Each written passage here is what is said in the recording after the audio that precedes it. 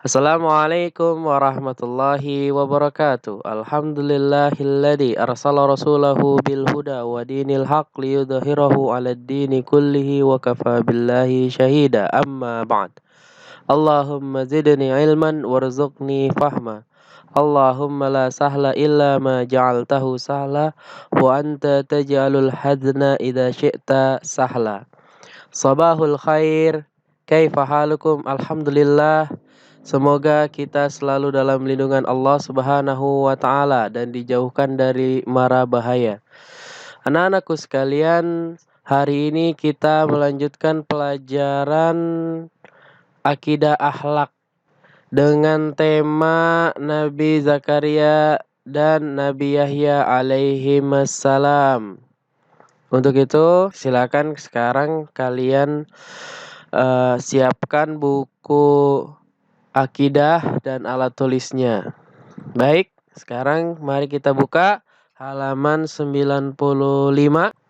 Pelajaran ke-9, Nabi Zakaria dan Nabi Yahya alaihi wassalam.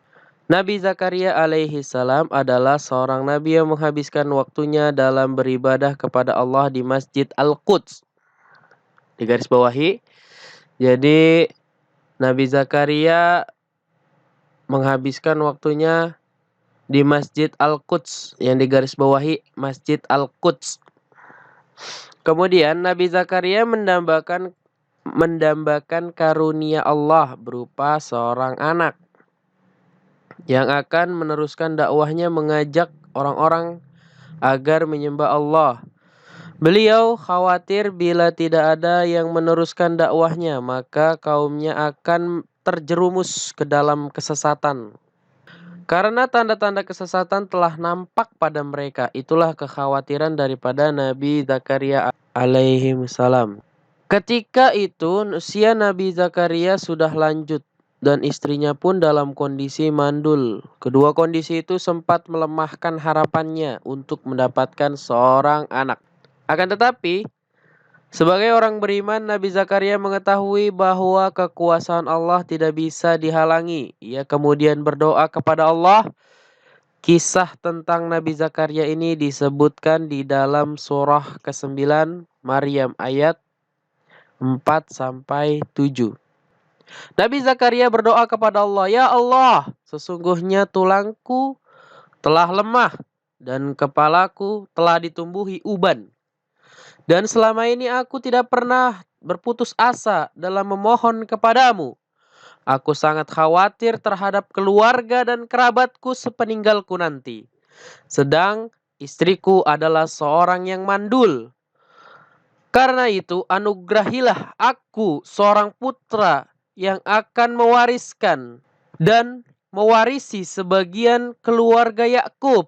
Dan jadikanlah ia seorang yang diridhoi." Allah pun menjawab permohonan melalui firman-Nya, "Hai Zakaria, sesungguhnya kami memberi kabar gembira kepadamu akan memperoleh seorang anak bernama Yahya, yang sebelumnya belum pernah kami memberi seperti dia." Maka Allah memberitahukan kepadanya bahwa di antara tanda ialah ia tidak akan dapat berbicara dengan manusia kecuali dengan ia memakai isyarat tangan, mata, serta gelengan kepala. Dan hal ini berlangsung selama 3 hari. Ia juga diperintah untuk memperbanyak tasbih di waktu pagi dan sore. Meskipun tidak berbicara dengan orang lain, namun ia dapat beribadah dan bertasbih. Akhirnya Nabi Zakaria dianugerahi putra bernama Yahya. Sejak kecil, Yahya sudah dikaruniai kecerdasan luar biasa, sehingga mampu memahami ilmu agama dan hukum-hukum syariat Allah, memberinya rahmat yang luas, jiwa yang penuh kasih, dan hati yang pengasih serta membersihkannya dari kotoran dosa. Allah menjadikannya seorang yang bertakwa dan taat kepada orang tuanya. Jadi pelajaran yang dapat diambil dari kisah Nabi Zakaria dan anaknya Nabi Yahya alaihi wassalam, adalah ketika kita mendapatkan kesulitan, mendapatkan sesuatu yang mendesak, mohonlah kepada Allah Subhanahu wa taala, karena Allah lah yang memudahkan segala permohonan kita, keinginan kita, dan segala sesuatu yang kita inginkan, Allah yang memudahkannya. Maka mohonlah kepada Allah Subhanahu wa taala. Meskipun apa yang kita inginkan itu terlampau sulit untuk diwujudkan, namun tidaklah sulit bagi Allah untuk mewujudkannya. Alhamdulillah, kita telah menyelesaikan pelajaran hari ini, pelajaran ke-9. Di halaman 97 ada latihan dikerjakan, nanti kita koreksi ketika kita sudah berkumpul di kelas.